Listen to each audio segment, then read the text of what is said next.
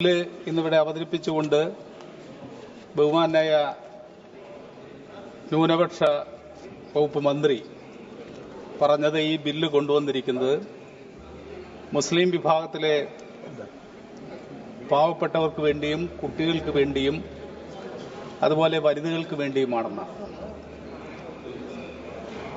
പാവപ്പെട്ടവർക്കോ കുട്ടികൾക്കോ വനിതകൾക്കോ വേണ്ടിയല്ല ഈ ബില്ല് കൊണ്ടുവന്നതെന്ന് ഈ ബില്ല് കൊണ്ടുവന്ന സർക്കാരിന് തന്നെ നല്ലപോലെ അറിയാം. നമ്മുടെ രാജ്യത്ത് മഹാഭൂരിപക്ഷത്തെയും ബാധിക്കുന്ന വിഷയങ്ങൾ അത് ശരിയായ രീതിയിൽ പരിഹരിക്കുന്നതിന് പകരം തെറ്റായ സമീപനത്തിലൂടെ നമ്മുടെ സമൂഹത്തെ ഭിന്നിപ്പിക്കാൻ വേണ്ടിയുള്ള വലിയ ശ്രമമാണ് ഗവൺമെന്റിന്റെ ഭാഗത്തുനിന്നും ഓരോ ഘട്ടത്തിലും ഉണ്ടായിക്കൊണ്ടിരിക്കുന്നത്.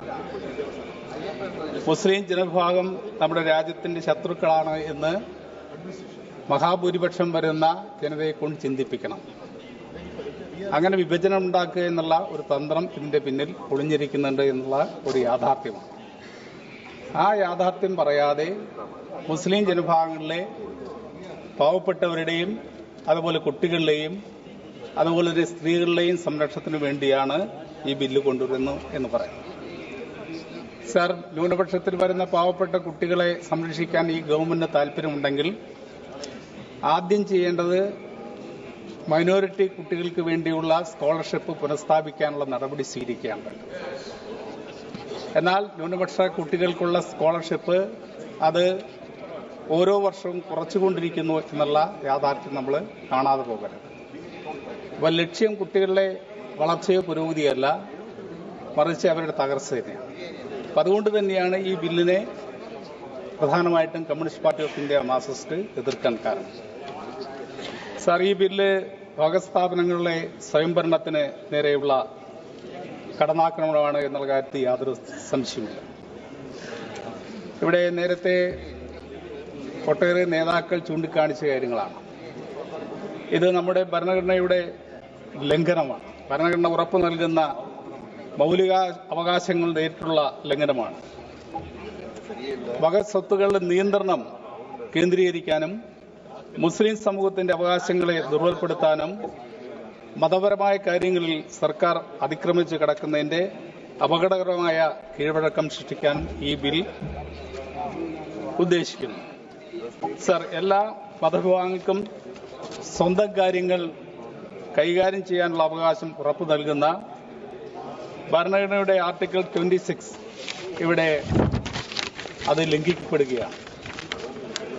സർ, മുസ്ലിം സമൂഹത്തിന് അവരുടെ മതപരമായിട്ടുള്ള കാര്യങ്ങൾ നിർവഹിക്കുന്നതിനുള്ള അവകാശമുണ്ടാകും.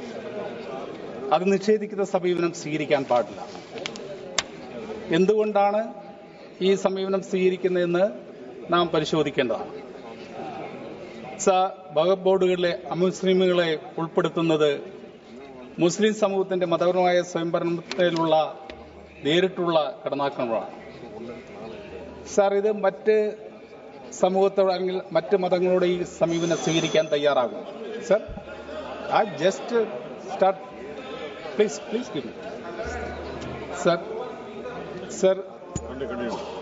സർ, ഞാനൊരു ഒറ്റ കാര്യം സൂചിപ്പിക്കുകയാണ്.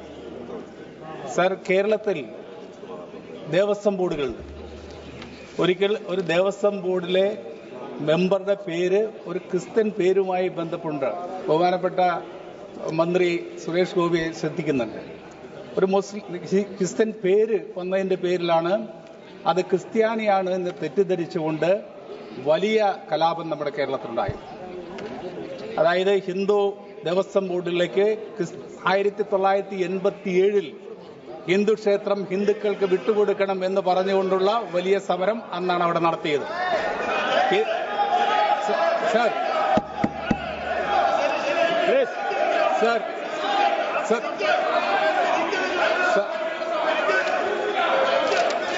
പ്ലീസ് ബഹുമാനായ മിനിസ്റ്റർ. അറിയാം. Sir, please conclude. Let me complete. Please conclude. Within 30 seconds you complete, please. 30 seconds. Sir, അതുകൊണ്ട് തന്നെയാണ് പറയുന്നത് ഓരോ മതവിഭാഗത്തിനും അവരുടേതായിട്ടുള്ള താല്പര്യങ്ങൾ സംരക്ഷിക്കാൻ വേണ്ടിയുള്ള അവസരം നമുക്ക് ഉണ്ടാക്കി കൊടുക്കാൻ കഴിയണം. മുസ്ലിം സമൂഹത്തെ ഒറ്റപ്പെടുത്താനുള്ള ഈ ശ്രമത്തിനെതിരായിക്കൊണ്ട് നമ്മുടെ നാട് ആകെ ഉണർന്നു പ്രവർത്തിക്കേണ്ടതാണ് എന്ന് ഞാൻ സൂചിപ്പിക്കുകയാണ്. സാർ, ഇവിടെ ഒരു കാര്യം മാത്രമാണ് എനിക്ക് സൂചിപ്പിക്കാനുള്ളത്. അതായത് ഈ ബില്ലിനെ അനുകൂലിക്കുന്നവർ ശ്രദ്ധിക്കേണ്ട ഒറ്റ കാര്യം, സാർ, നമുക്കറിയാം ഹിറ്റ്ലർ ജർമ്മനിയെ എങ്ങനെയാണ് ഫാസിസത്തിലേക്ക് കൊണ്ടുപോയത്. അന്ന് ആ ഹിറ്റ്ലറുടെ ഫാസിസത്തെ സപ്പോർട്ട് ചെയ്തിരുന്ന ഒരു കവി മാർട്ടിൻ ലിയോൺ മുള്ളർ എന്ന് പറയുന്ന ആ കവി പിന്നീട് പറയുകയുണ്ടായി. എന്താണ് പറഞ്ഞത്? അദ്ദേഹത്തിന് വിലാപകാവ്യമാണ്. അദ്ദേഹം പറഞ്ഞു, അവർ ആദ്യം വന്നത് കമ്മ്യൂണിസ്റ്റുകാരെ തെരഞ്ഞാണ്. അപ്പോൾ കമ്മ്യൂണിസ്റ്റുകാരെ തെരഞ്ഞു വന്നു കഴിഞ്ഞ സമയത്ത് ഞാൻ അതിനെ എതിർത്തില്ല, കാരണം ഞാനൊരു കമ്മ്യൂണിസ്റ്റല്ല. രണ്ടാമത് അവർ വന്നത് സോഷ്യലിസ്റ്റുകളെ അന്വേഷിച്ചാണ് വന്നത്. അപ്പോഴും ഞാൻ പ്രതികരിച്ചില്ല, കാരണം ഞാനൊരു സോഷ്യലിസ്റ്റല്ലായിരുന്നു. പിന്നീട് അവർ വന്നത് ട്രേഡ് യൂണിയൻ നേതാക്കളെ അന്വേഷിച്ചാണ് വന്നത്. അപ്പോഴും ഞാൻ പ്രതികരിച്ചില്ല, കാരണം ഞാനൊരു ട്രേഡ് യൂണിയനിസ്റ്റല്ല. പിന്നീട് അവർ അന്വേഷിച്ച് വന്നത് ജൂതന്മാരെ അന്വേഷിച്ചാണ്. അപ്പോഴും ഞാൻ പ്രതികരിച്ചില്ല, കാരണം ഞാനൊരു ജൂതനായിരുന്നില്ല. എന്നാൽ അവസാനം അവർ വന്നത് എൻ്റെ അടുത്തേക്കാണ്, എന്നെ അന്വേഷിച്ചാണ് വന്നത്. അപ്പോഴേക്കും എനിക്ക് വേണ്ടി പറയാൻ ആരുമുണ്ടായിരുന്നില്ല എന്ന് അദ്ദേഹം പറയുകയുണ്ടായി. അതുപോലെ തന്നെയാണ് ഈ ബില്ലിനെ അനുകൂലിക്കുന്നവർക്ക് ഭാവിയില്ലാത്ത അവസ്ഥ ഉണ്ടാകാതിരിക്കാൻ മുൻകരുതലെടുക്കാൻ കഴിയണം എന്ന്. He mentioned your name. Sir, I definitely do want to keep the decorum of the House and also the position that I am in. But unnecessarily, my name was taken to rake up a certain situation which is worming in the state of Kerala. Right. I will tell you, these people in the Assembly of Kerala have passed a resolution. Tomorrow, after the Rajya Sabha decision, that resolution is going to be drowned in the Arabian Sea. You just wait for this episode. It is happening. The people of Kerala. Okay. Sir, thank you. I cannot yield. I will not yield. I will not yield. Thank you. No. Please. No. Honorable Member Sri K.C. Venugopal ji. K.C. Venugopal ji, please. Please be seated. Honorable Member, please be seated. Please. Gopi ji, please. Gopi ji, please. Please be seated. Asauddin